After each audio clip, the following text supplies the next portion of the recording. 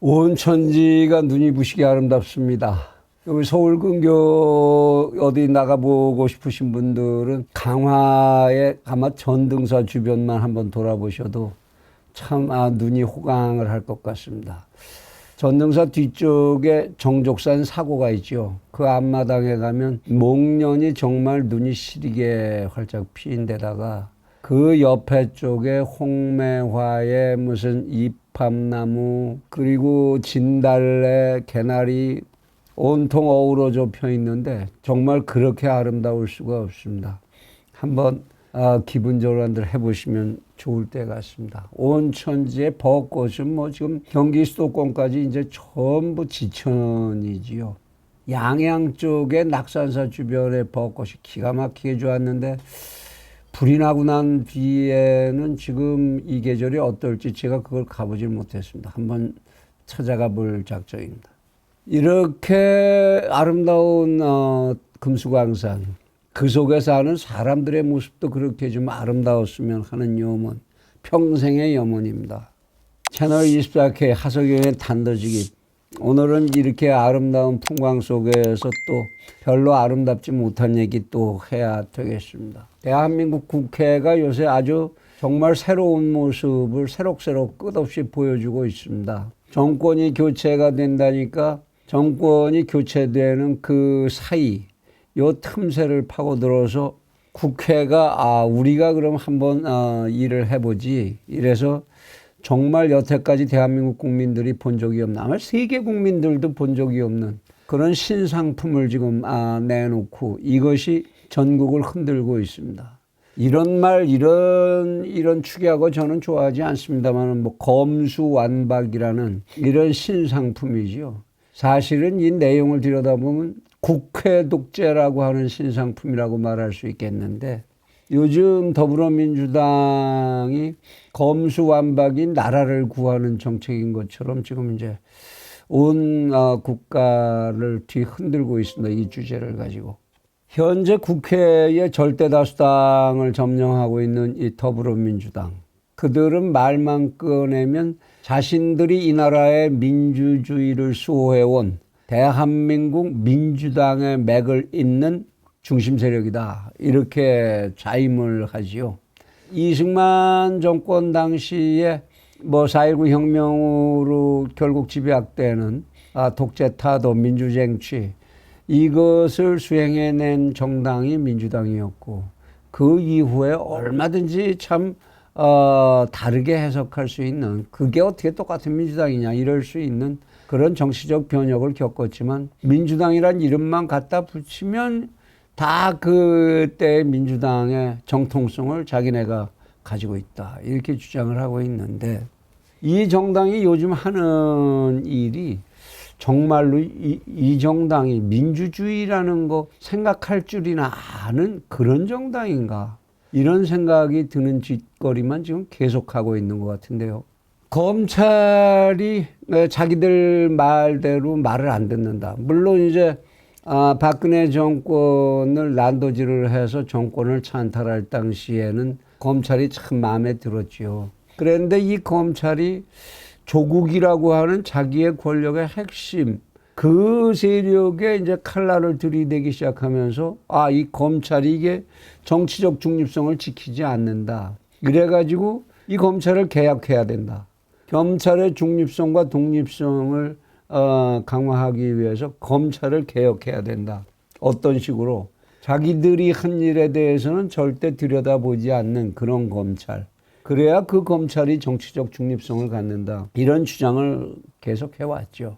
그래가지고 결국 이렇게 부딪히고 저렇게 부딪히고 뭐 난리를 치다가 국회의 힘을 빌어서 공수처라고 하는 위헌적 조직을 이제 만들어내는데 성공을 했죠. 그래서 그 공수처가 만들어지면서 검찰은 이제 손발 다 잘리고 대한민국 범죄 중에서 6대 범죄만을 수사하고 기소할 수 있는 이런 권한을 가진 이제 쪼그라진 기구로 전락을 했는데요. 그 6대 범죄라는 게 부패 범죄, 그리고 경제사범, 경제범죄, 그리고 선거범죄, 공직자들의 범죄, 공직자들 범죄 중에서는 이제 공수처가 가져간 거 빼고죠. 하위 공직자. 그리고 대형 참사 사건, 그리고 방위산업. 요 6대 범죄만을 검찰이 다루는 걸로 이제 쪼그라들었다가 이번에 지금 이들이 밀어붙이는 이 검수완박의 내용이라는 건 이런 6대 범죄도 다 빼서 이걸 다 빼앗아서 그거에 대한 수사권 빼앗아서 중대범죄수사청이라는 걸 별도로 따로 만들어 가지고 거기다가 다 넘겨주자. 글쎄요, 중대범죄수사청이라는 모습을 어떻게 갖추게 될지 뭐 구체적인 얘기가 지금 없습니다만 뭐 경찰을 중심으로 해서 뭐 이렇게 하겠죠. 그래 결국은 검찰엔 그 뭐만 남냐? 검찰은 그냥 기소유지 재판을 하는데 형사사건의 재판을 하는데 기소유지를 담당하는 그런 기구로서 그 권한만이 이제 남는다 이런 얘기입니다. 참, 야, 이런 검찰이 지구상에 다른 나라에 있느냐. 그래서 뭐 언론에 이렇게 저렇게 검토를 해보니까 그렇게 오로지 기소권만을 갖는 이런 검찰은 존재하지 않는다. 기소권에 주력을 두되 기소 사유를 확보하기 위한 수사에 관련된 지휘권 이런 것들을 포기하는 그런 검찰은 지구상에 없다는 얘기인데요. 하여튼 대한민국의 또 새로운 모습인 것 같습니다. 결국 이 명분 이렇게 밀어제치는 명분은 똑같죠. 조국 사태 때와 똑같이 검찰의 중립성과 독립성을 강화하기 위해서다. 야, 이 나라는 그러니까 검찰의 중립성과 독립성이 그것이 보장이 안 돼서 나라가 제 꼴값을 하지 못했다. 이런 시각으로다가 이제 세상을 바라보고 있는 분들인 것 같습니다. 민주당 국회의원님들. 그런데 이렇게 밀어붙이시면 참 문제가 많습니다. 라는 얘기가 사회에 도처에서 지금 터져나오고 있죠. 첫 번째 나오는 얘기들이 이거는 굉장히 중요한 형행제도의 변화이고 이런 급격한 변화를 만들어내려면 사회 전체적으로 전문가 집단이며 참여하고 관계자들이 참여해서 사회 전반적인 논의가 충분히 진행된 뒤라야 가능한 얘기일 텐데 그러한 논의가 진행된 적이 한 번도 없다. 민주당의 몇몇 의원들께서 아주 그 이름만 들어도 출중한 분들이죠. 그 이름들이 진짜 국민들 사이에 참 널리 회자된 분들이시죠. 김남국 의원님, 최강욱 의원님, 황운하 의원님, 뭐 이런 등등. 근데 참 송구스럽지만 이 양반들 전부 현재 검찰에 의해서 기소가 되어 있는 또는 수사 중에 있는 그런 분들이시죠. 이분들이 참 나라 걱정을 하셔서 그래서 검찰의 중립성과 독립성을 강화하기 위해서 자신의 위치를 돌보지 않고 참 이 어려운 일을 추진을 하신다. 이게 이 법안이 발의된 사회적 논의 배경의 전부다. 참 이걸 이해할 수 있느냐는 겁니다. 거기다가 이 법안을 밀어붙이는데 아주 조급하기가 이를 데가 없습니다.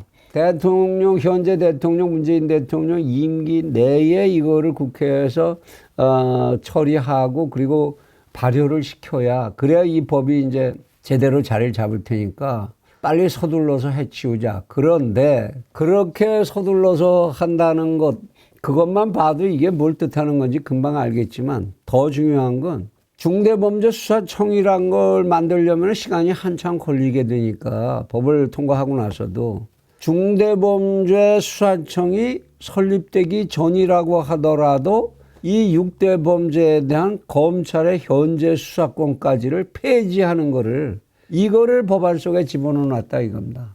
지금 당장 여기 이 모든 곳에서 손 떼라. 그럼 한번 다시 좀 그 6대 범죄 다시 좀 새겨보실까요? 부패범죄, 경제범죄, 선거범죄, 공직자범죄, 대형 참사범죄, 방위산업범죄 이거에 관여되지 않은 이 6대 범죄 중에 하나라도 관여되지 않은 문재인 정권의 권력자들이 몇 분이나 계신가 잘 모르겠네요. 그 사람들을 보호하기 위한 입법이다라는 걸 아주 노골적으로 드러내고 있는 거 아닌가. 문정권 관련 범죄 그리고 이재명 비리 수사 이건 원천적으로 봉쇄를 하겠다. 뭐 일부 매체에 보도되는 거 보면 황운하 의원이 발의자죠. 황운하 의원이 누구들하고 주고받은 편지 내용에 그런 내용이 아주 적시가 돼 있다는 거 아닙니까? 이렇게 처리하면 지금 검찰이 다루고 있는 이 6대 범죄에 관한 것들 모조리 증발을 해버리게 되는 거야.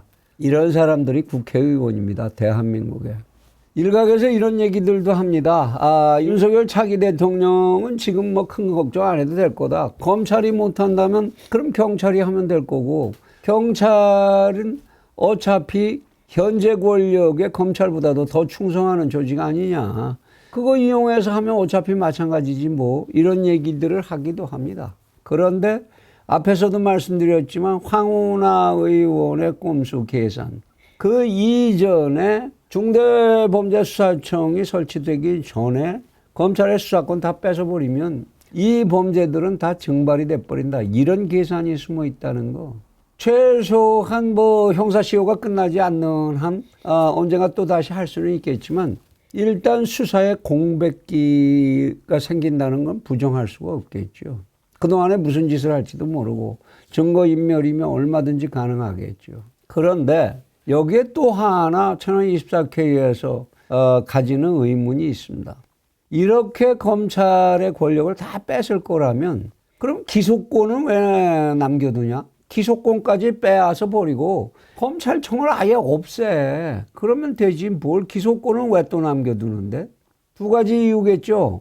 최소한 검찰을 완전히 없앴다라는 이 명분을 찾기는 뭐 헌법적으로 보나 어떻게 봐도 안 될 것 같고. 두 번째, 그래도 기소에 관한 부분, 이 부분은 법률 전문가 집단들이 그거는 수행을 해야 될 테고 경찰보다는 검찰이 법률 전문 행정부서 내에서 법률 전문가 집단으로서의 위치를 가지고 있는 걸 부인할 수 없다. 그 얘기 아닙니까?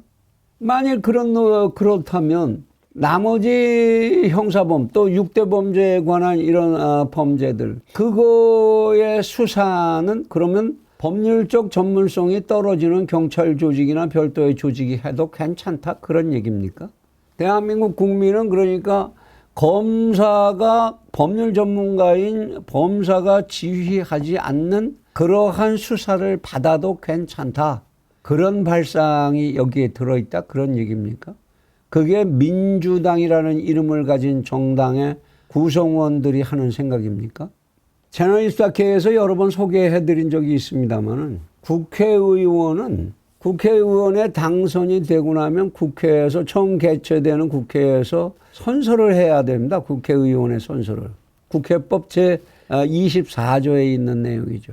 나는 헌법을 준수하고 국민의 자유와 복리의 증진 및 조국의 평화적 통일을 위하여 노력하며 국가 이익을 우선으로 하여 국회의원의 직무를 양심에 따라 성실하게 수행할 것을 국민 앞에 엄숙히 선서합니다. 이런 선서를 해야 됩니다.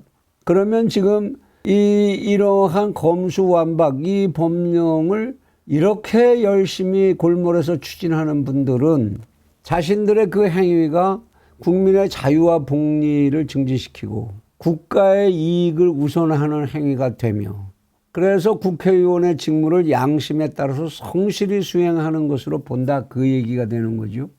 독자분들은 거기에 동의하시겠습니까? 우리나라 헌법 제12조 이것도 채널 24K에서 여러 번 인용을 한 얘기입니다만은 제12조 제3항에 이렇게 되어 있습니다. 체포, 구속, 압수 또는 수색을 할 때에는 적법한 절차에 따라 검사의 신청에 의하여 이건 검사가 해야 됩니다. 꼭. 검사의 신청에 의하여 법관이 발부한 영장을 제시하여야 한다. 그러니까 체포, 구속, 압수, 수색이라는 것은 수사 과정이죠. 그렇죠? 이 수사 과정을 지휘할 권리를 검사로부터 빼앗아 버렸는데 어떻게 검사의 신청에 의해서 영장이 청구될 수 있겠습니까?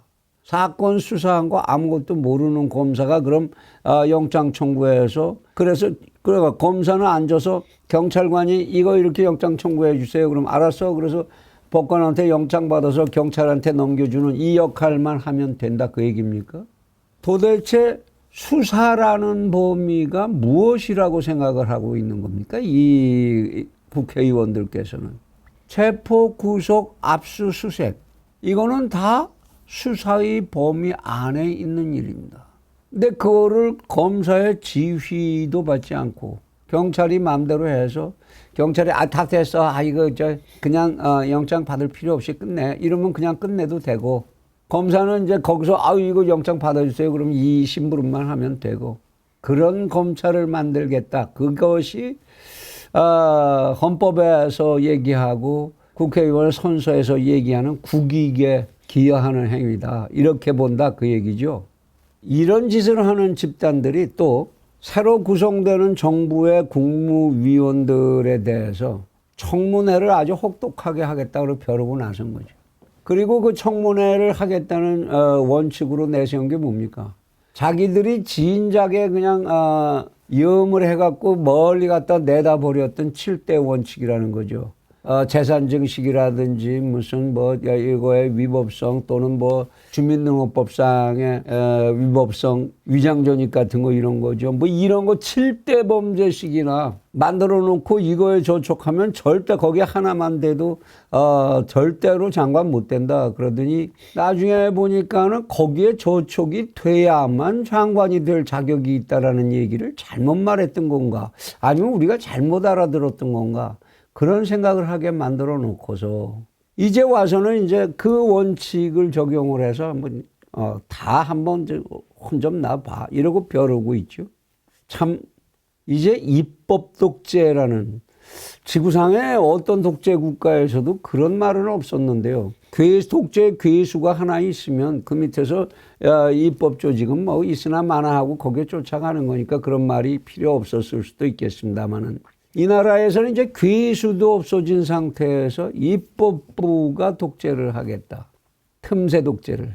참 이제 대한민국 국민들은 문재인 정권의 최후의 일각까지 그들이 벌여놓는 정말로 지금까지 경험한 적이 없는 나라. 이것을 알뜰하게 경험을 해야 될 것 같습니다. 정말 나쁜 사람들이네요.